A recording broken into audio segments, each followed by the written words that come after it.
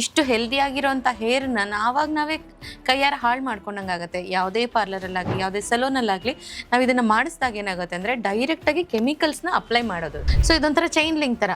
ನೀವು ಇದನ್ನು ಟ್ರೀಟ್ಮೆಂಟ್ ಮಾಡಿಸಿದ್ಮೇಲೆ ಅದೇ ಶಾಂಪು ಯೂಸ್ ಮಾಡಬೇಕು, ಅದಾದಮೇಲೆ ಅದೇ ಕಂಡೀಷ್ನರ್ನ ಹಾಕಬೇಕು, ಅದಾದಮೇಲೆ ಅದೇ ಸೀರಮ್ನ ಹಾಕಬೇಕು. ಓಕೆ, ಎಷ್ಟು ದಿವಸ ಅಂತ ಈ ಥರ ಕೆಮಿಕಲ್ ಅತ್ಯಾಚಾರ ಮಾಡ್ತಾ ಇರ್ತಾರೆ ಹೇರ್ ಮೇಲೆ. ನಾವು ಅದನ್ನು ಹಚ್ಚಿ ಮಸಾಜ್ ಮಾಡಬಾರ್ದು, ಅದು ತುಂಬ ಸ್ಟಿಕ್ಕಿ ಆಗಿರೋದ್ರಿಂದ ಫೋರ್ಸ್ ಹಾಕಿ ನಾವು ಮಸಾಜ್ ಮಾಡಿದಾಗ ಹೇರ್ ಫಾಲ್ ಆಗುವಂಥ ಚಾನ್ಸಸ್ ಇರುತ್ತೆ. ಆ ಎಳ್ನೀರಿಗೆ ಸ್ವಲ್ಪ ನೀವು ಆಲಿವ್ ಆಯಿಲ್ನ ಮಿಕ್ಸ್ ಮಾಡಿಬಿಟ್ಟು ಚೆನ್ನಾಗಿ ಬ್ಲೆಂಡ್ ಮಾಡಬೇಕು. ಹೇರ್ ಫಾಲ್ ಆಗುತ್ತೆ, ಡ್ಯಾಂಡ್ರಫ್ ಕೂಡ ಆಗಿರುತ್ತೆ. ಕೆಲವ್ರಿಗೆ ಅದರದ್ದು ಅಮೋನಿಯಾ ಅಥವಾ ಅದರಲ್ಲಿರುವಂಥ ಕೆಮಿಕಲ್ ಇನ್ಹಲೇಷನಿಂದ ವೀಸಿಂಗ್ ಪ್ರಾಬ್ಲಮ್ ಇರೋರಿಗೆ ಇಮಿಡಿಯೇಟಾಗಿ ಅಟ್ಯಾಕ್ ಆಗುವಂಥ ಚಾನ್ಸಸ್ ಕೂಡ ಇರುತ್ತೆ. ತುಂಬ ಜನ ಕೆಮಿಕಲ್ ಬೊಟಾಕ್ಸ್ ಟ್ರೀಟ್ಮೆಂಟ್ ಅಂತೆಲ್ಲ ಹೇರಿಗೆ ತಗೊಳ್ತಾ ಇರ್ತಾರೆ.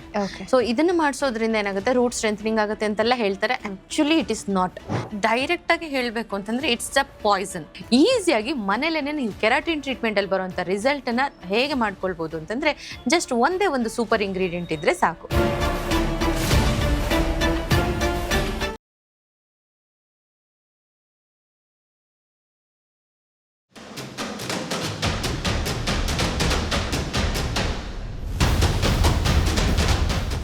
ಬಿಯಾಂಡ್ ಲಿಮಿಟ್ಸ್ಗೆ ಸ್ವಾಗತ. ನಾನು ರಮ್ಯಾ. ಕೆರಟಿನ್ ಟ್ರೀಟ್ಮೆಂಟ್ ಹಾಗೂ ನ್ಯಾನೋಪ್ಲಾಸ್ಟಿಯಾ ಮಾಡಿಸೋದು ಎಷ್ಟು ಸೇಫ್ ಇದೆ ಅನ್ನೋದ್ರ ಬಗ್ಗೆ ಇವತ್ತಿನ ಪಾಡ್ಕಾಸ್ಟ್ನಲ್ಲಿ ಆಯುರ್ವೇದಿಕ್ ಬ್ಯೂಟಿ ಥೆರಪಿಸ್ಟ್ ಆಗಿರುವಂತಹ ದೀಪಾ ನಾಗೇಶ್ ಅವರು ತಿಳಿಸ್ಕೊಡ್ತಾರೆ. ಹಾಗಿದ್ರೆ ಬನ್ನಿ ಅವನ ಕಾರ್ಯಕ್ರಮಕ್ಕೆ ಸ್ವಾಗತ ಮಾಡೋಣ. ಮ್ಯಾಮ್, ಕಾರ್ಯಕ್ರಮಕ್ಕೆ ಸ್ವಾಗತ. Thank you Ramya. ಮ್ಯಾಮ್, ಈಗ ಕೆರಟಿನ್ ಟ್ರೀಟ್ಮೆಂಟ್ ಮತ್ತೆ ನ್ಯಾನೋಪ್ಲಾಸ್ಟಿಯಾ ಮಾಡಿಸೋದ್ರಿಂದ ಎಷ್ಟು ಸೇಫ್ ಇದೆ ಅಂಡ್ ನಮ್ಮ ಹೇರ್ಸ್ಗೆ ಏನೆಲ್ಲ ಸೈಡ್ ಎಫೆಕ್ಟ್ಸ್ ಆಗಬಹುದು? ಖಂಡಿತವಾಗ್ಲೂ ತುಂಬ ಒಳ್ಳೆ ಕ್ವಶನ್ ಕೇಳಿದ್ರಿ. ಯಾಕಂದರೆ ಸಾಕಷ್ಟು ಜನ ಇತ್ತೀಚೆಗೆ ಎರಡೂ ಟ್ರೀಟ್ಮೆಂಟ್ಗಳನ್ನ ಮಾಡಿಸ್ಕೊಳ್ತಾ ಇದ್ದಾರೆ. ಅಂದರೆ ಭೂಮಲ್ಲಿದೆ ಅಂತಾನೆ ಹೇಳ್ಬೋದು. ಐದರ್ ಕೆರಾಟಿನ್ ಮಾಡಿಸ್ತಾ ಇರ್ತಾರೆ, ಇಲ್ಲ ನ್ಯಾನೋಪ್ಲಾಸ್ಟಿಯಾ ಮಾಡಿಸ್ತಾ ಇರ್ತಾರೆ, ಇನ್ನೂ ಹೈಯರ್ ಎಂಡ್ ಯಾವ್ದಾದ್ರು ಬಂದರೆ ಅದನ್ನು ಕೂಡ ಟ್ರೈ ಮಾಡ್ತಾ ಇರ್ತಾರೆ. ಸೊ ಡೈರೆಕ್ಟಾಗಿ ಹೇಳಬೇಕು ಅಂತಂದರೆ it's a poison. Okay. So nanoplasty ಆಗಲಿ ಕೆರಾಟಿನ್ ಟ್ರೀಟ್ಮೆಂಟ್ ಆಗಲಿ ಇಟ್ ಈಸ್ ಅ ಪಾಯ್ಸನ್. ಅದನ್ನು ನಾವು ಡೈರೆಕ್ಟಾಗಿ ಹೇರಿಗೆ ಇಂಜೆಕ್ಟ್ ಮಾಡ್ತಿದ್ದೀವಿ ಅಷ್ಟೇ ಬಿಟ್ಟರೆ ಇದರಿಂದ ಯಾವ ಗುಡ್ನೆಸ್ಸು ಇಲ್ಲವೇ ಇಲ್ಲ, ಯಾವುದೇ ಗುಡ್ ರಿಸಲ್ಟ್ ಕೂಡ ಬರೋದಿಲ್ಲ. ಟೈಮ್ ಬಿಂಗ್ ಹೇರ್ ಸ್ವಲ್ಪ ಸಿಲ್ಕಿ ಸಾಫ್ಟ್ ಸ್ಮೂತಾಗಿ ಕಾಣಿಸ್ತಾ ಇರುತ್ತೆ, ಬಟ್ ಲೇಟ್ರ್ ಆನ್ ಅದರಿಂದ ತುಂಬಾ ಜಾಸ್ತಿ ಸೈಡ್ ಎಫೆಕ್ಟ್ ಆಗುತ್ತೆ. ಹಾಗಾಗಿ ನಾನು ಹೇಳೋದೇನು ಅಂತಂದರೆ ನ್ಯಾನೋಪ್ಲಾಸ್ಟಿ ಆಗಿರಲಿ ಅಥವಾ ಯಾವುದೇ ರೀತಿಯ ಕೆರಾಟಿನ್ ಟ್ರೀಟ್ಮೆಂಟ್ ಆಗಲಿ ಮಾಡಿಸೋ ಅಂಥ ಪ್ರಯತ್ನ ಕೂಡ ಮಾಡಬೇಡಿ. Because we are blessed with very good hair ಅಂತ ಹೇಳ್ಬೋದು. ಇಷ್ಟು ಹೆಲ್ದಿ ಆಗಿರೋಂಥ ಹೇರ್ನ ನಾವೇ ಕೈಯಾರ ಹಾಳು ಮಾಡ್ಕೊಂಡಂಗಾಗತ್ತೆ. ಯಾವುದೇ ಪಾರ್ಲರಲ್ಲಾಗಲಿ ಯಾವುದೇ ಸಲೂನಲ್ಲಾಗಲಿ ನಾವು ಇದನ್ನು ಮಾಡಿಸಿದಾಗ ಏನಾಗುತ್ತೆ ಅಂದರೆ ಡೈರೆಕ್ಟಾಗಿ ಕೆಮಿಕಲ್ಸ್ನ ಅಪ್ಲೈ ಮಾಡೋದು ಅಂತ ಪ್ರೋಸೆಸ್ ಇದು. ಸೊ ನಮ್ಮ ನ್ಯಾಚುರಲ್ ಹೇರ್ ಏನಿರುತ್ತೆ ಟೆಕ್ಸ್ಚರು ಅದನ್ನು ಕಂಪ್ಲೀಟಾಗಿ ಚೇಂಜ್ ಮಾಡೋವಂಥ ಪ್ರೋಸೆಸ್ ಇರುತ್ತೆ. ಸೊ ಅದನ್ನು ಚೇಂಜ್ ಮಾಡೋ ಭರಾಟೆಯಲ್ಲಿ ನಮ್ಮ ಹೇರ್ನೇ ಡ್ಯಾಮೇಜ್ ಮಾಡ್ಕೊಳ್ತಿರ್ತೀವಿ. ಹೇರ್ ರೂಟ್ ಕೂಡ ಡ್ಯಾಮೇಜ್ ಆಗ್ತಾ ಇರುತ್ತೆ. ಇದರಿಂದ ಫಸ್ಟ್ ಸ್ಪ್ಲಿಟ್ ಎಂಡ್ಸ್ ಕಾಣಿಸ್ಕೊಳ್ಳುತ್ತೆ. ಅದಾದಮೇಲೆ ಒಂದು 2-3 ಮಂತ್ಸ್ ಏನು ಸೈಡ್ ಎಫೆಕ್ಟ್ ಆಗದೆ ಇರ್ಬೋದು, but later on hair fall ಆಗುತ್ತೆ, ಡ್ಯಾಂಡ್ರಫ್ ಕೂಡ ಆಗಿರುತ್ತೆ. ಕೆಲವ್ರಿಗೆ ಅದರದ್ದು ಅಮೋನಿಯಾ ಅಥವಾ ಅದರಲ್ಲಿರುವಂಥ ಕೆಮಿಕಲ್ ಇನ್ಹಲೇಷನಿಂದ ವೀಸಿಂಗ್ ಪ್ರಾಬ್ಲಮ್ ಇರೋರಿಗೆ ಇಮಿಡಿಯೇಟಾಗಿ ಅಟ್ಯಾಕ್ ಆಗುವಂಥ ಚಾನ್ಸಸ್ ಕೂಡ ಇರುತ್ತೆ. ಸೊ ಇಷ್ಟೆಲ್ಲ ಕೆಮಿಕಲ್ ಓರಿಯೆಂಟೆಡ್ ಪ್ರೋಸೆಸ್ನ ನಾವು ಮಾಡಿಸ್ಕೊಂಡು ಹೇರ್ನ ಡ್ಯಾಮೇಜ್ ಮಾಡ್ಕೊಳ್ಳೋ ಬದಲಿಗೆ ಇವತ್ತು ನಮ್ಮ ವೀಕ್ಷಕರಿಗೆ ನ್ಯಾಚುರಲ್ ಆಗಿ ಹೇರ್ನ ಸ್ಮೂತ್ನಿಂಗ್ ಸಾಫ್ಟ್ನಿಂಗ್ ಒಂದು ಶೈನಿಂಗ್ ಆಗಿ ಮನೇಲೆ ಹೇಗೆ ಮಾಡ್ಕೊಳ್ಬೋದು ಅಂತ ಟಿಪ್ಸ್ ಆ್ಯಂಡ್ ಟಿಕ್ಸ್ನ ಹೇಳ್ಕೊಡ್ತಾ ಇದ್ದೀನಿ. ಸೊ ಅದನ್ನು ಅವ್ರು ಫಾಲೋ ಮಾಡ್ತಾ ಬಂದರೆ ಸಾಕು, ನ್ಯಾಚುರಲಿ ನಾವು ಹೇರ್ನ ಮೇಂಟೈನ್ ಮಾಡ್ತಾ ಬರ್ಬೋದು. ಅಂದರೆ ಈಗ ಕೆರಾಟಿನ್ ಟ್ರೀಟ್ಮೆಂಟ್ ಎಲ್ಲ ಮಾಡಿಸಾದ್ಮೇಲೆ ರೆಗ್ಯುಲರ್ ಆಗಿ ಅದನ್ನ ಟಚ್ ಅಪ್ ಏನಾದ್ರು ಮಾಡಿಸ್ಬೇಕಾಗ್ತದೆ? ಮಾಡಿಸ್ತಾನೆ ಇರಬೇಕು. ಹೌದು ಹೌದು ಹೌದು, ಅದನ್ನ ರೂಟಿಂಗ್ ಅಂತ ಕೂಡ ಹೇಳ್ತಾ ಇರ್ತಾರೆ. ನಮಗೆ ಹೇರ್ ಏನಿರುತ್ತೆ ಅದನ್ನ ಅವರು ಐದರ್ ಸ್ಟ್ರೈಟ್ ಸ್ಮೂತ್ ಅಥವಾ ಏನು ಟ್ರೀಟ್ಮೆಂಟ್ ಮಾಡಿರ್ತಾರೋ ನೆಕ್ಸ್ಟ್ ಗ್ರೋತ್ ಹಂಗೆ ಬರೋದಿಲ್ಲ. ಸೊ ನಮಗೆ ನ್ಯಾಚುರಲಿ ಹೇರ್ ಗ್ರೋತ್ ಆಗೋದು ಎವ್ರಿ 3 ಮಂತ್ಸ್ ಹೋಗಿ ಅದನ್ನ ಟಚ್ ಅಪ್ ಮಾಡಿಸ್ತಾನೆ ಇರಬೇಕಾಗುತ್ತೆ. So it's a long process. ಅಂದರೆ ಲೈಫ್ ಲಾಂಗ್ ನಾವು ಅದನ್ನು ಮಾಡಿಸ್ಕೊಳ್ತಾನೆ ಇರಬೇಕು. ಕೆಮಿಕಲ್ ಮೇಲೆ ಕೆಮಿಕಲ್ ಆಗ್ತಾ ಇರಬೇಕು. ಬರೀ ಸೆಲೂನಲ್ಲಿ ಮಾಡಿಸ್ಕೊಳ್ಳೋದು ಮಾತ್ರನೇ ಅಲ್ಲ, ಮನೇಲೂ ಫಾಲೋಅಪ್ಗೆ ಅವ್ರು ಹೇಳಿರೋ ಅಂಥದ್ದೇ chemical oriented shampoo, conditioner, even ಸೀರಮ್ನ ಕೂಡ ಅಪ್ಲೈ ಮಾಡ್ತಾ ಬರಬೇಕು. ಸೊ ಇದೊಂಥರ ಚೈನ್ ಲಿಂಕ್ ಥರ. ನೀವು ಇದನ್ನು ಟ್ರೀಟ್ಮೆಂಟ್ ಮಾಡಿಸಿದ್ಮೇಲೆ ಅದೇ ಶಾಂಪು ಯೂಸ್ ಮಾಡಬೇಕು, ಅದಾದಮೇಲೆ ಅದೇ ಕಂಡೀಷ್ನರ್ನ ಹಾಕಬೇಕು, ಅದಾದಮೇಲೆ ಅದೇ ಸೀರಮ್ನ ಹಾಕಬೇಕು. ಓಕೆ, ಎಷ್ಟು ದಿವಸ ಅಂತ ಈ ಥರ ಕೆಮಿಕಲ್ ಅತ್ಯಾಚಾರ ಮಾಡ್ತಾ ಇರ್ತಾರೆ ಹೇರ್ ಮೇಲೆ. ಒನ್ ಫೈನ್ ಡೇ ನೀವು ಸ್ಟಾಪ್ ಮಾಡಿದ ತಕ್ಷಣ ಅಡ್ವರ್ಸ್ ಆಕ್ಷನ್ಗಳು ತುಂಬ ಜಾಸ್ತಿ ಎರಪ್ಟ್ ಆಗೋಕ್ಕೆ ಸ್ಟಾರ್ಟ್ ಆಗೋ ಸಾಧ್ಯತೆಗಳು ತುಂಬ. ಹೇರ್ ರಫ್ ಆಗೋದು ಮಾತ್ರನೇ ಇಲ್ಲ, ಸಿವಿಯರ್ ಆಗಿ ಹೇರ್ ಫಾಲ್ ಆಗುವಂಥ ಚಾನ್ಸಸ್ ಇರುತ್ತೆ. ಸೊ ಹಾಗಾಗಿ ಅದನ್ನೆಲ್ಲ ಮಾಡಿಸೋ ಬದಲು ಮನೇಲೆ ತುಂಬ ಈಸಿಯಾಗಿ ನಾನು ಹೇಳ್ಕೊಡ್ತೀನಿ, ಅದನ್ನು ಫಾಲೋ ಅಪ್ ಮಾಡಿದ್ರೆ ಸಾಕಾಗುತ್ತೆ. ವೆರಿ ಸ್ಪೆಷಲ್ ಹೇಳ್ಕೊಡ್ತಾ ಇದ್ದೀನಿ. ಯಾರಿಗೆ ಕೆರಾಟಿನ್ ಟ್ರೀಟ್ಮೆಂಟ್ ಇಷ್ಟ ಇರುತ್ತೋ ಅವರು ಮನೇಲೆ ಕೆರಾಟಿನ್ ಟ್ರೀಟ್ಮೆಂಟ್ ಮಾಡೋದನ್ನ ಹೇಳ್ಕೊಡ್ತೀನಿ.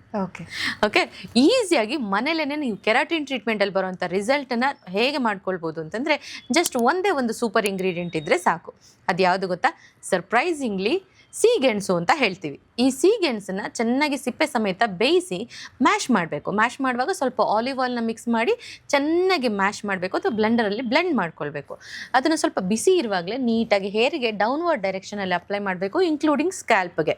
ಎಸ್, ಕೆಮಿಕಲ್ನ ನಾವು ಸ್ಕ್ಯಾಲ್ಪಿಗೆ ಅಪ್ಲೈ ಮಾಡಲ್ಲ, ಬಟ್ ಆಯುರ್ವೇದಿಕನ್ನ ಸ್ಕ್ಯಾಲ್ಪಿಂದ ಹಿಡಿದು ನೀಟಾಗಿ ಹೇರಿಗೆ ಅಪ್ಲೈ ಮಾಡಿ 20 ಮಿನಿಟ್ಸ್ ಬಿಟ್ಟು ವಾಶ್ ಮಾಡೋದ್ರಿಂದ ತುಂಬ ಫಾಸ್ಟಾಗಿ ಈ ಕೆರಾಟಿನ್ ಟ್ರೀಟ್ಮೆಂಟಲ್ಲಿ ಏನು ರಿಸಲ್ಟ್ ಬರುತ್ತೆ ಅದೇ ರೀತಿ ರಿಸಲ್ಟ್ನ ನಾವು ನ್ಯಾಚುರಲ್ ಆಗಿ ಪಡಿಬೋದು. ಅಂದ್ರೆ ಹೇರ್ ಸ್ಟ್ರೇಟ್ ಆಗುತ್ತಾ?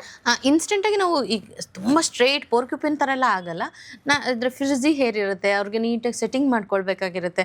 ಅಥವಾ ನಮ್ಗೆ ಇರೋದ್ರಲ್ಲಿ ತುಂಬ ನೀಟಾಗಿ ಸ್ಟ್ರೇಟ್ ಅಂತ ಏನು ಹೇಳ್ತೀವಿ, ನ್ಯಾಚುರಲಿ ಸ್ಟ್ರೇಟ್ ಆಗ್ತಾ ಬರುತ್ತೆ ಹೊರತು ತುಂಬ ಕೆಮಿಕಲ್ ಆರ್ಟಿಫಿಷಿಯಲ್ ಲುಕ್ ಏನು ಬರೋದಿಲ್ಲ, ಬಟ್ ಪ್ರೆಸೆಂಟಬಲ್ ಆಗಿ ಕಾಣಿಸ್ಬೋದು ಇದರಿಂದ. ಸೊ ಅದು ತುಂಬ ಈಸಿ ಟೆಕ್ನಿಕ್. ತುಂಬ ಜನ ಕೆಮಿಕಲ್ ಬೊಟಾಕ್ಸ್ ಟ್ರೀಟ್ಮೆಂಟ್ ಅಂತೆಲ್ಲ ಹೇರಿಗೆ ತಗೊಳ್ತಾ ಇರ್ತಾರೆ. ಸೊ ಇದನ್ನ ಮಾಡಿಸೋದ್ರಿಂದ ಏನಾಗುತ್ತೆ, ರೂಟ್ ಸ್ಟ್ರೆಂಥನಿಂಗ್ ಆಗುತ್ತೆ ಅಂತೆಲ್ಲ ಹೇಳ್ತಾರೆ. Actually it is not. Chemical is always A chemical. ಹಾಗಾಗಿ ಆ ಬೊಟಾಕ್ಸ್ ಟ್ರೀಟ್ಮೆಂಟ್ ತಗೊಳ್ಳೋ ಬದಲು ಇವಾಗ ನಾನು ಹೇಳ್ಕೊಡೋ ಟ್ರೀಟ್ಮೆಂಟ್ ನಮ್ಮ ಮನೇಲೆ ಮಾಡ್ಕೊಂಡ್ರೆ ನ್ಯಾಚುರಲ್ ಆಗಿ ಬೊಟಾಕ್ಸ್ ಟ್ರೀಟ್ಮೆಂಟ್ನ ಈಸಿಯಾಗಿ ಮಾಡ್ಕೊಳ್ಬೋದು. ಇದು ಬರೀ ಹುಡುಗಿರೇ ಮಾಡ್ಕೊಳ್ಬೇಕು ಅಂತ, ಹೆಣ್ಮಕ್ಳೇ ಮಾಡ್ಕೊಳ್ಬೇಕು ಅಂತ ಏನಿಲ್ಲ, ಯಾರು ಬೇಕಾದರೂ ಇದನ್ನು ಟ್ರೈ ಮಾಡ್ಬೋದು. ರಾತ್ರಿ ಒಂದು 8 ರಿಂದ 10 ವಾಲ್ನಟ್ ಅಂತ ಹೇಳ್ತೀವಿ, ಅಂದರೆ ಅಕ್ರೋಟ್ ಅಂತ ಕೂಡ ಹೇಳ್ತಾರೆ. ಅದನ್ನು ಹಸಿ ಹಾಲಲ್ಲಿ ನೆನೆಸಿಟ್ಕೊಳ್ಬೋದು, ಇಲ್ಲಾಂದರೆ ಬಿಸಿ ನೀರಲ್ಲಿ ನೆನೆಸ್ಬೋದು. ಇದ್ರ ಜೊತೆಗೆ ಒಂದು ಸಪ್ರೇಟಾಗಿ ಕಪ್ಪಲ್ಲಿ ಗಸಗಸೆನ ನೆನೆಸಿಟ್ಬಿಡ್ಬೇಕು. ಎರಡೂ ನೆಂದಾದ ನಂತರ ಬೆಳಿಗ್ಗೆ ಅದನ್ನು ಚೆನ್ನಾಗಿ ಗ್ರೈಂಡ್ ಮಾಡಬೇಕು. ನಾವು ನಮ್ಮ ಪಾರ್ಲರಲ್ಲಿ ಅದನ್ನು ತೆಂಗಿನಕಾಯಿ ಹಾಲಲ್ಲಿ ಗ್ರೈಂಡ್ ಮಾಡ್ತೀವಿ, ಇನ್ನೂ ಜಾಸ್ತಿ ರಿಸಲ್ಟ್ ಬರೋದಕ್ಕೋಸ್ಕರ. ಸೊ ಈ ಎರಡೇ ಇಂಗ್ರೀಡಿಯೆಂಟ್ನ ಚೆನ್ನಾಗಿ ಗ್ರೈಂಡ್ ಮಾಡಿ ಹೇರಿಗೆ ರೂಟಿಂದ ಟಿಪ್ವರೆಗೂ ನೀಟಾಗಿ ಅಪ್ಲೈ ಮಾಡಿಕೊಂಡು 20 ಮಿನಿಟ್ಸ್ ಬಿಟ್ಟು ವಾಶ್ ಮಾಡೋದ್ರಿಂದ ಸ್ಪ್ಲಿಟ್ ಎಂಡ್ಸ್ ರಿಡ್ಯೂಸ್ ಆಗುತ್ತೆ, ಡ್ರೈನೆಸ್, ಡಲ್ನೆಸ್ ಕೂಡ ರಿಡ್ಯೂಸ್ ಆಗುತ್ತೆ. ಬೊಟಾಕ್ಸ್ ಟ್ರೀಟ್ಮೆಂಟಿಂದ ಏನು ರಿಸಲ್ಟ್ ಬರುತ್ತೋ ಅದಕ್ಕಿಂತ ತುಂಬಾ ಜಾಸ್ತಿ ನ್ಯಾಚುರಲ್ ವೇಲಿ ರಿಸಲ್ಟ್ ಬರುತ್ತೆ. ಓಕೆ, ಸೊ ಇವಾಗ ನ್ಯಾನೋಪ್ಲಾಸ್ಟಿ ಅಥವಾ ಈಗ ಕೆರಾಟಿನ್ ಟ್ರೀಟ್ಮೆಂಟ್ ಏನು ಮಾಡ್ತೀವಿ, ಇದನ್ನ ಮಾಡಿಸಿದ ನಂತರ ಕೂದಲಿನ ಗುಣಮಟ್ಟನೂ ಕಡಿಮೆ ಆಗುತ್ತಾ? ಹೌದು ಹೌದು, ತುಂಬಾ ಕಡಿಮೆ ಆಗ್ತಾ ಬರುತ್ತೆ. ನಾವು ಹೆಂಗೆ ಟ್ರೀಟ್ ಮಾಡ್ತೀವಿ ಅಂದರೆ, once it is chemically treated always A chemically treated ಅಂತ ಕನ್ಸಿಡರ್ ಮಾಡ್ತೀವಿ. ಆ ಥರದವ್ರಿಗೆ ಎಷ್ಟೋ ಆಯುರ್ವೇದಿಕ್ ಟ್ರೀಟ್ಮೆಂಟ್ಗಳು ಕ್ಯಾಚೇ ಆಗಲ್ಲ, ಅಂದರೆ ರಿಸಲ್ಟೇ ಬರಲ್ಲ. ಯಾಕಂದರೆ ಆಲ್ರೆಡಿ ಕೆಮಿಕಲಿ ಟ್ರೀಟ್ ಆಗಿರುತ್ತಲ್ಲ. ಈಗ ನಾರ್ಮಲ್ ಹೇರ್, ನ್ಯಾಚುರಲ್ ಹೇರ್ಗೆ ನಾವು ಫಸ್ಟ್ ಅಟೆಂಪ್ಟಲ್ಲೇ ಒಳ್ಳೆ ರಿಸಲ್ಟನ್ನ ಕೊಡ್ಬೋದು. ಅದೇ ಈ ಕೆಮಿಕಲ್ ಟ್ರೀಟ್ಮೆಂಟ್ ಆದಮೇಲೆ 3 to 4 ಸಿಟ್ಟಿಂಗ್ ತಗೊಳುತ್ತೆ ಆ ಥರ ರಿಸಲ್ಟ್ ಬರೋದಕ್ಕೆ. ಇನ್ನು ಆಯುರ್ವೇದ ಅವ್ರು ಮತ್ತೆ ಕೆಮಿಕಲ್ಗೆ ಹೋಗ್ತಾ ಇರಬೇಕಾಗತ್ತೆ. ಹಾಗಾಗಿ ಒಂದು 6 ಮಂತ್ಸ್ ಏನು ಮಾಡಿಸ್ಬೇಡಿ, ಆಫ್ಟರ್ 6 ಮಂತ್ಸ್ ಬನ್ನಿ ಅಂತಲೇ ನಾವು ಕ್ಲೈಂಟಿಗೆ ಗೈಡ್ ಮಾಡಿರ್ತೀವಿ. ಸೊ ಆಯುರ್ವೇದದ ಸ್ಟಾರ್ಟ್ ಮಾಡಿಬಿಟ್ರೆ ಮತ್ತೆ ಈ ಕೆಮಿಕಲ್ಗೆ ಹೋಗುವಂಥ ನೆಸಸರಿನೇ ಇರೋದಿಲ್ಲ. ಆ್ಯಂಡ್ ಎಲ್ಲದಕ್ಕಿಂತ ಇನ್ನೊಂದು ಇಂಪಾರ್ಟೆಂಟ್ ವಿಷಯ ಹೇಳೋದಕ್ಕೆ ಇಷ್ಟಪಡ್ತೀನಿ ರಮ್ಯಾ. ಏನು ಅಂತಂದರೆ, ಈಗ ನಂದು ಹೇರ್ ಸ್ಟ್ರೈಟ್ ಇದೆ ಅಂದರೆ ಕರ್ಲಿ ಇಷ್ಟ ಅಂತ ಪರ್ಬಿಂಗ್ ಮಾಡಿಸ್ತಾರೆ, ಇಲ್ಲ ತುಂಬ ಕರ್ಲಿ ಇದೆ ಅಂತಂದರೆ ಅದು ಸ್ಟ್ರೈಟ್ನಿಂಗ್ ಮಾಡಿಸೋ ಪ್ರಯತ್ನ ಮಾಡ್ತಾರೆ. ನಮ್ಮ ಐಡೆಂಟಿಟಿನ ಕಳ್ಕೊಳ್ಳೋದು ಯಾಕೆ? ಹೌದಲ್ವಾ? This is my identity, this is me ಅಂದರೆ ಇದನ್ನು ಕಾನ್ಫಿಡೆಂಟಾಗಿ ಹೇಗಿದ್ದೀವೋ ಹಾಗೆ ನಾವು ಕಾನ್ಫಿಡೆಂಟಾಗಿ ಕ್ಯಾರಿ ಮಾಡಿದಾಗ ಅದು ತುಂಬ ಚೆನ್ನಾಗಾಗುತ್ತೆ.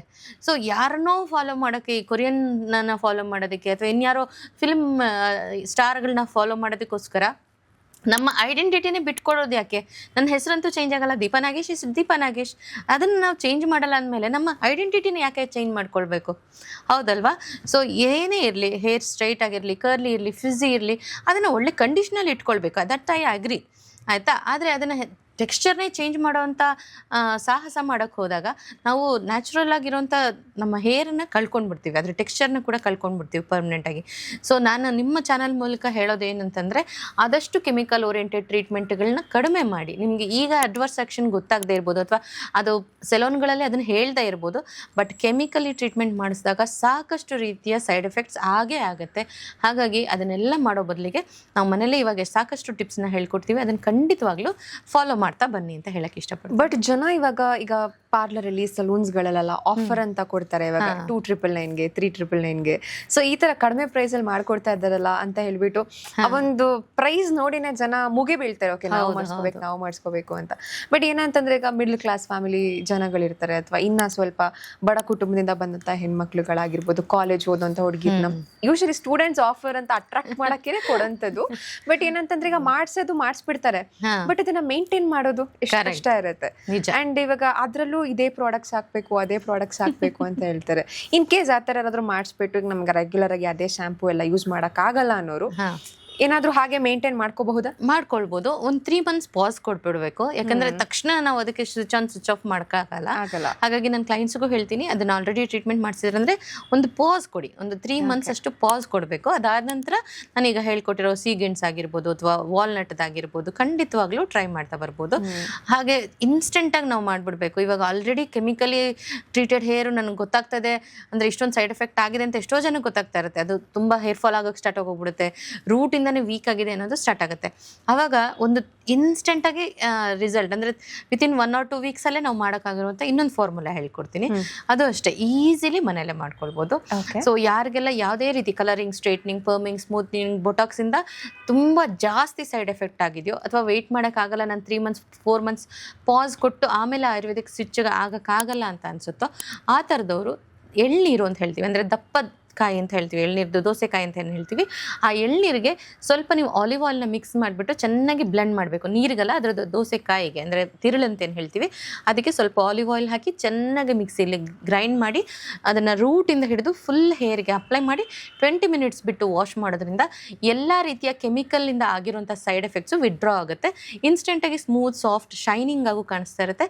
ಹೇರ್ ಫಾಲ್ ಕೂಡ ರೆಡ್ಯೂಸ್ ಆಗುತ್ತೆ. ದಪ್ಪ ಕಾಯಿ ಅಂತಂದ್ರೆ ನಾರ್ಮಲ್ ಕಾಯಿ ಬರುತ್ತಲ್ಲ ಅಥವಾ ಗಂಜಿ? ಅದು ತೆಂಗಿನಕಾಯಿ ಇನ್ನೂ ಆಗಿರಲ್ಲ, ತುಂಬಾ ಟೆಂಡರ್ ಅಂದ್ರೆ ಎಳ್ನೀರಲ್ಲಿ ತೆಳು ಗಂಜಿ ಅಂತ ಹೇಳ್ತೀವಲ್ಲ ಅದು ಅಲ್ಲ, ಎರಡಕ್ಕೂ ಇನ್ ಬಿಟ್ವೀನ್ ಇರುತ್ತೆ. ಅದ್ರದ್ದು ಕಾಯಿನ ಎಳ್ನೀರಲ್ಲೇ ಸ್ವಲ್ಪ ಕಾಯಿ ದಪ್ಪ ಬಂದಿರುತ್ತೆ, ಬಲ್ತಿರೋದು ಅಂತ ನಾವು ಹೇಳ್ತೀವಲ್ವ. ಸೊ ಸ್ವಲ್ಪ ದಪ್ಪ ಕಾಯಿ ಬಂದಿರುತ್ತಲ್ಲ ಅದನ್ನ ಯೂಸ್ ಮಾಡ್ಬೇಕು. ತೀರಾ ತೆಂಗಿನಕಾಯಿನೂ ಅಲ್ಲ, ತೀರಾ ಟ್ರಾನ್ಸ್ಪರೆಂಟ್ ಎಳ್ನೀರು ಅಲ್ಲ, ಮಧ್ಯದಲ್ಲಿರೋದಕ್ಕೆ ದೋಸೆಕಾಯಿ ಅಂತ ಹೇಳ್ತಾರೆ. ಅದನ್ನ ಗ್ರೈಂಡ್ ಮಾಡಿ ಆಲಿವ್ ಆಯಿಲ್ ಜೊತೆ ಮಿಕ್ಸ್ ಮಾಡಿ ಗ್ರೈಂಡ್ ಮಾಡಿ ಅಪ್ಲೈ ಮಾಡೋದ್ರಿಂದ ಇನ್ಸ್ಟೆಂಟ್ ಆಗಿ ನಾವು ಕೆಮಿಕಲ್ ರಿಯಾಕ್ಷನ್ ವಿಡ್ರಾ ಮಾಡ್ಕೊಳ್ಬೋದು. ಓಕೆ, ಈಗ ನಾವು ಕೂದಲು ವಿಚಾರ ಮಾತಾಡ್ತಿರೋದ್ರಿಂದ ನಾನು ಇನ್ನೂ ಒಂದು ಕೂದಲಿಗೆ ಸಂಬಂಧಪಟ್ಟಿರುವಂಥ ಕ್ವಶನ್ ಕೇಳ್ತೀನಿ. ಸೊ ಇವಾಗ ನಾವು ಈಗ ರೂಟ್ಸಲ್ಲಿ ಈಗ ಕೆಮಿಕಲ್ ಒಂದ್ಸತಿ ನಾವು ಆ ಥರ ಏನಾದರೂ ಮಾಡಿಸ್ದಾಗ ಕೆಮಿಕಲ್ ಒಳಗಡೆ ಹೋಗ್ಬಿಟ್ಟಿರುತ್ತೆ ಅಂತ ಹೇಳಿದ್ರಿ. But at the same time ಇವಾಗ ನಾವು ಈಗ ಆಯುರ್ವೇದಿಕ್ ಮೆಥಡ್ನ ಸ್ಟಾರ್ಟ್ ಮಾಡೋದ್ರಿಂದ ಎಷ್ಟು ದಿನ ಟೈಮ್ ತಗೋಬೋದು ಅದು ಬ್ಯಾಕ್ ಟು ನಾರ್ಮಲ್ ಬರೋದಕ್ಕೆ ಅಂತ? ಯಾವ ಟ್ರೀಟ್ಮೆಂಟ್ ಮಾಡಿಸಿದ್ರೆ ಅನ್ನೋದ್ರ ಮೇಲೆ ಡಿಪೆಂಡ್ ಆಗುತ್ತೆ. ಈ ನ್ಯಾನೋಪ್ಲಾಸ್ಟಿಯಾ ಅಥವಾ ಬೊಟಾಕ್ಸ್ ಎಲ್ಲ ತಗೊಂಡ್ರೆ ಅದು 6 months ತನಕ ತಗೊಳುತ್ತೆ. ತಕ್ಷಣ ಯಾವುದು ರಿಸಲ್ಟ್ ಬರಲ್ಲ. ಇನ್ಫ್ಯಾಕ್ಟ್ ಈಗ ಹೇರ್ ಕಲರು ಅಷ್ಟೇನೆ, ತುಂಬಾ ಜನ ಹಚ್ಚಿ ಅಂತ ಹೇಳಿದ ತಕ್ಷಣ ಅದು ಡೈ ತರ ವರ್ಕ್ ಆಗುತ್ತೆ ಅಂತ ಅನ್ಕೊಳ್ತಾರೆ. ಈಗ ದಾಸವಾಳದಾಗ್ಲಿ ನಾವು ಕಳೆದ ಸಂಚಿಕೆಯಲ್ಲಿ ಸಾಕಷ್ಟು ಹೇರ್ ಡೈ ಬಗ್ಗೆ ಹೇಳಿದೀವಲ್ವಾ. ಸೊ ಅದೆಲ್ಲ ಯಾವುದು ಇನ್ಸ್ಟೆಂಟ್ ಆಗಿ ಬರೋದೇ ಇಲ್ಲ. ಅದು ರೆಗ್ಯುಲರ್ ಆಗಿ ಮಾಡ್ತಾ ಬರಬೇಕು, ಅವಾಗಷ್ಟೇ ಕಲರ್ ಕ್ಯಾಚ್ ಆಗುವಂಥದ್ದು. ಹಾಗೇನೆ ಈ ಕೆಮಿಕಲ್ ಓರಿಯೆಂಟೆಡ್ ಪ್ರಾಸೆಸ್ ಮಾಡಿಸ್ಬಿಟ್ಟಿದ್ದಾರೆ ಅಂದ ತಕ್ಷಣ ನಾಳೆನೆ ಹೋಗಿ ಅದ್ರದ್ದೆಲ್ಲ ಕೆಮಿಕಲ್ ಅಂದ್ರೆ ಇದ್ರದ್ದು ಸೈಡ್ ಎಫೆಕ್ಟ್ನ ವಿಡ್ರಾ ಮಾಡೋಕ್ಕಾಗಲ್ಲ. 6 months ತಗೊಳುತ್ತೆ. ಸೊ ನಿರಂತರವಾಗಿ ಬೇಜಾರೇ ಮಾಡ್ಕೊಳ್ದಿರ ಒಂದು 6 ತಿಂಗಳು ಪ್ರಯತ್ನ ಮಾಡಿದ್ರೆ ಕೆಲವ್ರು ಹೇರ್ ಚೆನ್ನಾಗಿದ್ರೆ ಅಥವಾ ಕೆಲವ್ರಿಗೆ 3 monthsಗೆಲ್ಲ ರಿಕವರಿ ಆಗ್ಬಿಡುತ್ತೆ. ಬಟ್ ಮಿನಿಮಮ್ 6 months ಅಂತ ಹೇಳ್ತೀವಿ. ಪಾರ್ಲರಲ್ಲೂ ಅಷ್ಟೇ, ಇವಾಗ ನಾವು ಕೇಶಾಮೃತ ಅಂತ ಮಾಡ್ತೀವಿ ಆಯುರ್ವೇದಿಕ್ ಅಲ್ಲಿ ಟ್ರೀಟ್ಮೆಂಟ್, ಮತ್ತೆ ಪ್ರೋಟೀನ್ ಎಕ್ಸ್ ಅಂತ ಮಾಡ್ತೀವಿ. ಸೊ ಇದೆಲ್ಲ ಟ್ರೀಟ್ಮೆಂಟ್ ಅವ್ರು ಮಾಡಿಸ್ಕೊಳ್ಬೇಕು. ಆಯುರ್ವೇದಿಕ್ ಹೇರ್ ಸ್ಪಾ ಮಾಡಿಸ್ಬೇಕಂದ್ರೂ ಕೆಮಿಕಲ್ ಟ್ರೀಟ್ಮೆಂಟ್ ಆದ್ಮೇಲೆ ನಾವು 6 ತಿಂಗಳು ಬಿಟ್ಟೆ ಮಾಡಿಸ್ತೀವಿ. ಮಮ್ಮಿ, ಅವಕಾಡೋ ಎಲ್ಲ ಅಪ್ಲೈ ಮಾಡ್ಬೋದು, ತುಂಬಾ ಒಳ್ಳೇದು, ತುಂಬಾ ಒಳ್ಳೆ. ಹೌದು, ಬಟರ್ ಫ್ರೂಟ್ ಅಂತ ಹೇಳ್ತಾರೆ. ಸೊ ಅದನ್ನ ಡೈರೆಕ್ಟ್ ಆಗಿ ಚೆನ್ನಾಗಿ ಅಂದ್ರೆ ಬ್ಲೆಂಡ್ ಮಾಡ್ಬಿಟ್ಟು ನೀಟಾಗಿ ಹೇರ್ಗೆ ಅಪ್ಲೈ ಮಾಡ್ಕೊಂಡ್ರೆ ಸಾಫ್ಟ್ ಆಗುತ್ತೆ, ಸ್ಮೂತ್ ಆಗುತ್ತೆ. ಕಲರ್ ಏನಾದ್ರು ಕಲರ್ ಏನು ಚೇಂಜ್ ಆಗಲ್ಲ, ಅದರಿಂದ ಕಲರ್ ಏನು ಚೇಂಜ್ ಆಗಲ್ಲ. But it's a very good conditioner. Split ends ನ ಹೋಗಿಸ್ಬೇಕಂತಂದ್ರೆ ಇನ್ಸ್ಟೆಂಟ್ ಆಗಿ ಅದು ವರ್ಕ್ ಆಗುತ್ತೆ. ತುಂಬಾ ಚೆನ್ನಾಗಿ ವರ್ಕ್ ಆಗುತ್ತೆ. ಅಂಡ್ ಈವನ್ ಈ ಕಲರಿಂಗ್, ಸ್ಟ್ರೇಟ್ನಿಂಗ್, ಪರ್ಮಿಂಗ್, ಸ್ಮೂದಿಂಗ್, ಬೊಟಾಕ್ಸ್ ಎಲ್ಲ ತಗೊಂಡಿರ್ತಾರಲ್ಲ ಅವರು ಕೂಡ ವೀಕ್ಲಿ ಒನ್ಸ್ ಅದನ್ನ ಚೆನ್ನಾಗಿ ವಿಸ್ಕ್ ಮಾಡಿ ನೀಟಾಗಿ ಹೇರ್ಗೆ ಅಪ್ಲೈ ಮಾಡ್ಕೊಂಡು 20 minutes ಬಿಟ್ಟು ವಾಶ್ ಮಾಡೋದ್ರಿಂದ ಸಖತ್ತಾಗಿ ಅದು ರಿಸಲ್ಟ್ ಕೊಡುತ್ತೆ. ಸೊ ಈಗ ಎಗ್ ವೈಟ್ ಎಲ್ಲ ಯೂಸ್ ಮಾಡೋದ್ರಿಂದ ಎಷ್ಟು ಮಟ್ಟಿಗೆ ಕೂದಲು ಚೆನ್ನಾಗುತ್ತೆ? ಅದೊಂದು ಒಳ್ಳೆ ಕಂಡೀಷನರ್. ಬಟ್ ನಾನು ಯಾರಿಗೂ ಜಾಸ್ತಿ ಅದನ್ನ ಸಜೆಸ್ಟ್ ಮಾಡಲ್ಲ, ಯಾಕಂತಂದ್ರೆ ಅದು ತುಂಬಾ ಜನಕ್ಕೆ ಇಷ್ಟ ಆಗಲ್ಲ. ಹಾಗಾಗಿ ಸಪೋಸ್ ಅದನ್ನ ಯೂಸ್ ಮಾಡ್ತೇನೆ ಅನ್ನೋದಾದ್ರೆ ಜಸ್ಟ್ ಎಗ್ ವೈಟಿಗೆ ಸ್ವಲ್ಪ ಆಲಿವ್ ಆಯಿಲ್ನ ಮಿಕ್ಸ್ ಮಾಡಿ ಚೆನ್ನಾಗಿ ವಿಸ್ಕ್ ಮಾಡಬೇಕು, ಡೈರೆಕ್ಟ್ ಅಪ್ಲೈ ಮಾಡ್ಕೊಳ್ಬಾರ್ದು. ಸ್ಮೆಲ್ಲಿಗೋಸ್ಕರ ಜನ ಇಷ್ಟಪಡಲ್ಲ. ಹೌದು, ಆ ಸ್ಮೆಲ್ ಅಂತಲ್ಲ, ಅದನ್ನ ರಿಲಿಜಿಯನ್ ಪ್ರಾಬ್ಲಮ್ ಕೂಡ ಆಗಿರುತ್ತೆ. ನಾನು ಯಾರಿಗೂ ಸಜೆಸ್ಟ್ ಮಾಡಲ್ಲ ಅದನ್ನ. ಸೊ ಅದನ್ನ ಚೆನ್ನಾಗಿ ವಿಸ್ಕ್ ಮಾಡಿ ಆಮೇಲೆ ಅದನ್ನ ಅಪ್ಲೈ ಮಾಡ್ಕೋಬೇಕಂದ್ರೆ ಮೂಸ್ ತರ ಬರ್ಬೇಕಂದ್ರೆ ಈಗ ಶೇವಿಂಗ್ ಫೋಮ್ ತರ ಎಲ್ಲ ಬರುತ್ತಲ್ಲ ಆ ಕನ್ಸಿಸ್ಟೆನ್ಸಿಗೆ ಬರೋ ತನಕ ಅದನ್ನ ವಿಸ್ಕ್ ಮಾಡಿ ಆದ್ಮೇಲೆ ಅದನ್ನ ಹೇರ್ಗೆ ಅಪ್ಲೈ ಮಾಡ್ಕೊಂಡು 20 minutes ಬಿಟ್ಟು ಎಲ್ಲದಕ್ಕೂ ಸ್ವಲ್ಪ ಆಲಿವ್ ಆಯಿಲ್ ನ ಆಡ್ ಮಾಡಿದ್ರೇನೆ ಅದು ಚೆನ್ನಾಗಿ ಪೆನಿಟ್ರೇಷನ್ ಆಗೋದು, ಅದ್ರದ್ದು ರಿಸಲ್ಟ್ ಡಬಲ್ ಆಗ್ತಾ ಹೋಗುತ್ತೆ, ಡ್ರೈ ಆಗಲ್ಲ. ಓಕೆ, ಅಂದ್ರೆ ಇವಾಗ ಆಯಿಲ್ ಅಲ್ಲಿ ಈಗ ನಾವು ಆಲಿವ್ ಆಯಿಲ್ ಯೂಸ್ ಮಾಡಬೇಕು ಅಥವಾ ಕೊಕೊನಟ್ ಆಯಿಲ್ ಯೂಸ್ ಮಾಡಬೇಕು, ಕ್ಯಾಸ್ಟರ್ ಆಯಿಲ್ ಇವಾಗ ಆಯಿಲ್ ಮಸಾಜ್ ಮಾಡ್ಕೊಳ್ತೀವಿ ಅಂತ ಅನ್ನೋದಾದ್ರೆ ನಾರ್ಮಲ್ ಕೋಕೋನಟ್ ಆಯಿಲ್ ಅಥವಾ ಇದ್ರದ್ದು ಆಲಿವ್ ಆಯಿಲ್ ನ ಯೂಸ್ ಮಾಡ್ಬೋದು. ನಾನು ಯಾವ್ದು ಫ್ಯಾನ್ಸಿ ಆಯಿಲ್ ಜಾಸ್ತಿ ಸಜೆಸ್ಟ್ ಮಾಡಲ್ಲ. ನಮ್ಮ ಸುತ್ತಮುತ್ತ ಏನು ಬೆಳೆಯುತ್ತೋ ಒಂದು 10 ಕಿಲೋಮೀಟರ್ ಒಳಗಡೆ ಏನೆಲ್ಲ ಬೆಳೆಯುತ್ತಲ್ಲ ಅದೆಲ್ಲ ನಮಗೆ ಈಸಿಯಾಗಿ ಪೆನಿಟ್ರೇಷನ್ ಆಗುತ್ತೆ, ನಮ್ಮ ಸ್ಕಿನ್ ಟೈಪ್ ಹೇರ್ ಟೈಪ್ಗೂ ಸೂಟ್ ಆಗುತ್ತೆ. ಆಲಿವ್ ಆಯಿಲ್ ಎಲ್ಲ ಫ್ಯಾನ್ಸಿ ಆಯಿಲ್ ಇಲ್ಲ ಅಂತಲ್ಲ, ಬಟ್ ಅದು ಒಳ್ಳೆ ಕಂಡೀಷ್ನರ್ ಅಂತ ಅನ್ನೋದಕ್ಕೋಸ್ಕರ ನಾವು ಅದನ್ನು ಸಜೆಸ್ಟ್ ಮಾಡ್ತೀವಿ. ಇನ್ನು ಜೋಜೋಬಾ ಆಯಿಲ್ ಎಲ್ಲ not necessary. Rosemary quite okay. Rosemary oil use ಮಾಡೋದಕ್ಕಿಂತ ರೋಸ್ಮೆರಿ ಲೀಫ್ನೇ ಯೂಸ್ ಮಾಡೋದು ಬೆಟರ್ ಇರುತ್ತೆ. ಆ್ಯಂಡ್ ಯಾವಾಗಲೇ ಹರಳೆಣ್ಣೆ ಹಚ್ಚಿದ್ರು it is a very good conditioner. ಆದರೆ ನಾವು ಅದನ್ನು ಹಚ್ಚಿ ಮಸಾಜ್ ಮಾಡಬಾರ್ದು, ಅದು ತುಂಬ ಸ್ಟಿಕ್ಕಿ ಆಗಿರೋದ್ರಿಂದ ಫೋರ್ಸ್ ಹಾಕಿ ನಾವು ಮಸಾಜ್ ಮಾಡಿದಾಗ ಹೇರ್ ಫಾಲ್ ಆಗುವಂಥ ಚಾನ್ಸಸ್ ಇರುತ್ತೆ. ಸೊ ಈ ಕೆರಾಟಿನ್ ಟ್ರೀಟ್ಮೆಂಟು ಮಾಡಿಸ್ಕೊಂಡಿರೋರು ಕೂಡ ನಾವು ಆಯಿಲ್ ಅಪ್ಲೈ ಮಾಡಿ ಅಂತ ಹೇಳ್ತೀವಿ. ತಕ್ಷಣ ಅಲ್ಲ, ಒಂದು 15 ಡೇಸ್ ಬಿಟ್ಟು ಅಟ್ಲೀಸ್ಟ್ ಆಯಿಲ್ ಅಪ್ಲೈ ಮಾಡಬೇಕು. ಸೆಲೂನಲ್ಲಿ ಏನಾದರೂ ಹೇಳಿರಲಿ, ನಾವು ಕೊಡುವಂಥ first food is oil for hair ಅಂತ ಹೇಳ್ತೀವಿ. ಸೊ ಹಾಗಾಗಿ ಆಯಿಲ್ ಅಪ್ಲೈ ಮಾಡೋದು ತುಂಬಾ ಒಳ್ಳೆಯದು. ಇನ್ನು ಇವಾಗ ಜನ ಈಗ ಶಾಂಪೂ ಮತ್ತೆ ಕಂಡೀಷ್ನರ್ ಆಗಿರ್ಬೋದು, ಬೇರೆ ಬೇರೆ ಬ್ರಾಂಡ್ಸ್ ಅಡ್ವರ್ಟೈಸ್ಮೆಂಟ್ಸ್ ಎಲ್ಲ ನೋಡಿ ಈಗ, ಯಾಕಂದ್ರೆ ಅಲ್ಲಿ ತುಂಬಾ ಆಡ್ಸ್ ತುಂಬಾ ಚೆನ್ನಾಗಿ ಮಾಡ್ತಿರ್ತಾರೆ, soft and silky hair, shiny hair ಅಂತೆಲ್ಲ ಹೇಳ್ಬಿಟ್ಟು. ಸೊ ಆ ತರ ಈಗ ಒಂದು ಶಾಂಪೂನ ರೆಗ್ಯುಲರ್ ಆಗಿ ಯೂಸ್ ಮಾಡ್ತಾ ಇರ್ತಾರೆ. ಈಗ ಅವ್ರಿಗೆ ಏನೋ ಬೇರೆ ಶಾಂಪೂ ಮೇಲೆ ಇಂಟ್ರೆಸ್ಟ್ ಆಯಿತು, ಅಥವಾ ಶಾಂಪೂ ಚೇಂಜ್ ಮಾಡೋದು, ಇದರಿಂದ ಯಾವ ತರ ಎಫೆಕ್ಟ್ ಆಗ್ಬೋದು? ಶಾಂಪೂನ ಫ್ರೀಕ್ವೆಂಟ್ ಆಗಿ ಚೇಂಜ್ ಮಾಡೋದ್ರಿಂದ ಹೇರ್ ಫಾಲ್ ತುಂಬಾ ಜಾಸ್ತಿ ಆಗುತ್ತೆ. ಹಾಗಾಗಿ ಈಗ ಆಲ್ರೆಡಿ ಕೆಮಿಕಲ್ ಓರಿಯೆಂಟೆಡ್ ಪ್ರೊಸೆಸ್ಗೆ ಹೋಗಿದ್ದಾರೆ ಅಂತಂದ್ರೆ ಆದಷ್ಟು ಕಲರ್ಲೆಸ್, ಓಡರ್ಲೆಸ್ ಶಾಂಪೂ, ಪ್ಯಾರಾಬನ್ ಇಲ್ದಿರೋಂಥ ಶಾಂಪೂಸ್ಗಳನ್ನ ಯೂಸ್ ಮಾಡೋದೇ ಬೆಸ್ಟ್ ಇರುತ್ತೆ. ಬಟ್ ಇವಾಗ ಶಾಂಪೂ, ಸೋಪ್ಸ್, ಕ್ರೀಮ್ಸ್ ಅಂತೆಲ್ಲ ಬಂದಾಗ ಅದು ಆರ್ಡರ್ ರೀತಿ ಇರುತ್ತೆ, ಒಂದು ಒಳ್ಳೆ ಸ್ಮೆಲ್, ಅದು ಲೆಸ್ ಓಡರ್ ಇರೋವಂಥದ್ದು ಬರುತ್ತೆ. ಸೊ ಆ ಥರದನ್ನ ಯೂಸ್ ಮಾಡ್ಬೋದು. ಹಂಗೇನಾದರೂ ಬೇಕು ಅಂದರೆ ಕಮೆಂಟ್ ಬಾಕ್ಸಲ್ಲಿ ಅವರು ಕಮೆಂಟ್ ಮಾಡೋಕ್ಕೆ ಹೇಳಿ. ಸೊ ನಮ್ಮ ವೀಕ್ಷಕರಿಗೆ ನಾವು ಅದರ ಬಗ್ಗೆ ಇನ್ಫಾರ್ಮೇಶನ್ ಕೊಡ್ಬೋದು. ನೋಡಿದ್ರಲ್ಲ ವೀಕ್ಷಕರೇ, ನ್ಯಾನೋಪ್ಲಾಸ್ಟಿಯಾ ಹಾಗೂ ಕೆರಾಟಿನ್ ಟ್ರೀಟ್ಮೆಂಟ್ ಮಾಡಿಸದೆ ಹೇಗೆ ನ್ಯಾಚುರಲ್ ಆಗಿ ಮನೇಲಿ ಹೇರ್ ಸ್ಟ್ರೈಟ್ನಿಂಗ್ ಮಾಡ್ಬೋದು ಎನ್ನುವಂತಹ ಟಿಪ್ಸ್ಗಳನ್ನು ಕೂಡ ಕೊಟ್ಟಿದ್ದಾರೆ. ಸೊ ನೀವು ಕೂಡ ನಿಮ್ಮ ಮನೆಗಳಲ್ಲಿ ಟ್ರೈ ಮಾಡಿ. ನಮಸ್ಕಾರ.